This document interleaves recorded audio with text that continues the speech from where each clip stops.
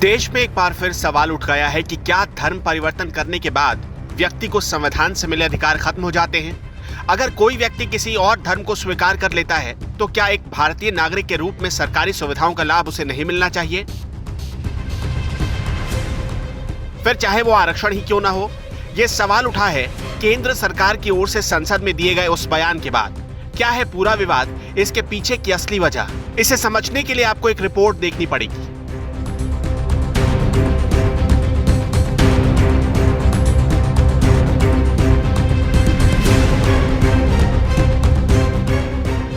संसद में दिया ये उस सरकार का बयान है जो हर रोज टीवी चैनल, हर न्यूज अखबार और हर सरकारी कार्यक्रम और भाषण में ढिंढोरा पीटती है, सबका साथ सबका विकास।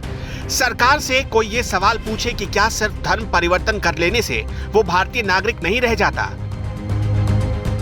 एक भारतीय के तौर पर उसे वो सभी सरकारी सुविधाएं क्यों न मिले जिसका वो धर्म परिवर्तन से पहले हकदार था?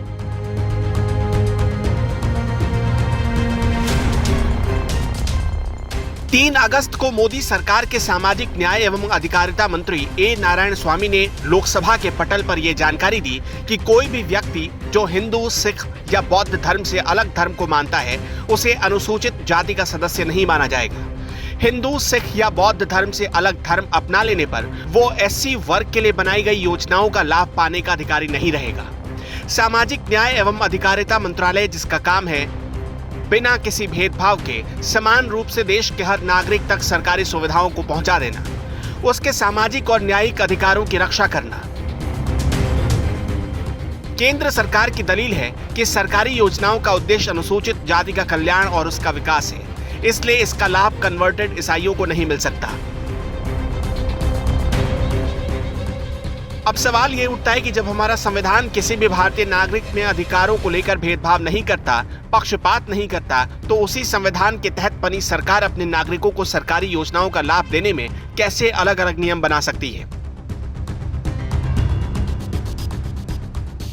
केंद्र सरकार का यह कहना है कि ईसाई बने तो एससी वर्ग के लिए चलाई जा रही केंद्र की योजनाओं का फायदा नहीं ले सकते। अब सवाल यह है कि केंद्र सरकार ऐसा क्यों कह रही है? दरअसल ये विवाद शुरू हुआ आंध्र प्रदेश सरकार के एक फैसले से। आंध्र प्रदेश की जगन मोहन रेड्डी सरकार ने 30 जुलाई को एक आदेश पारित किया। अनुसूचित जातियों के लिए चलाई जा रही योजनाओं का लाभ ईसाई बन चुके लोगों को भी मिलेगा। लेकिन ऐसा नहीं है कि आंध्र प्रदेश सरकार का ये कोई फैसला नया था। आंध्र प्रदेश में 1977 के एक सरकारी आदेश के तहत सभी सरकारी योजनाओं का लाभ ईसाई बन चुके लोगों को मिलता रहेगा और तब से मिलते भी रहे। फिर चाहे वो कोई भी आवास योजना हो, फ्री बिजली की बात हो या फिर लोन जैसी सुविधाएं।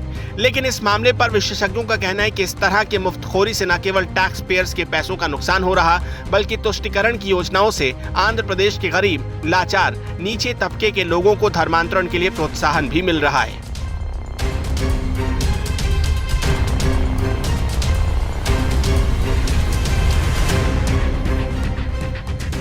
अस्तित्व न्यूज के लिए अनुपम प्रसून की रिपोर्ट।